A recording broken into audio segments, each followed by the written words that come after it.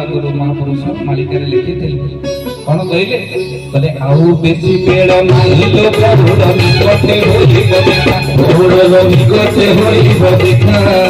पंथ सखा माने होई जाई भक्ति पुराण रे हत लेखा जय जगन्नाथ जय श्री अच्युत जय जगन्नाथ जय श्री अच्युत कहले आउ बेसी बेड़ नाही लो बौलो निकटे होइब देखा पंच सखा माने कही जाइछन्ते पुराण रे अछि लेखा जतबेले महापुरुष एक कथा कहले ठाकुर मध्य षष्ठांगर मानस पुत्र चरम रे ठाकुर भी कहले आ समय नाही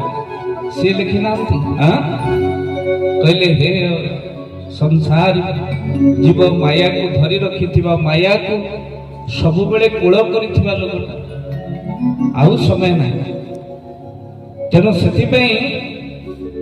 तुम्हें मो चरण को पड़े आस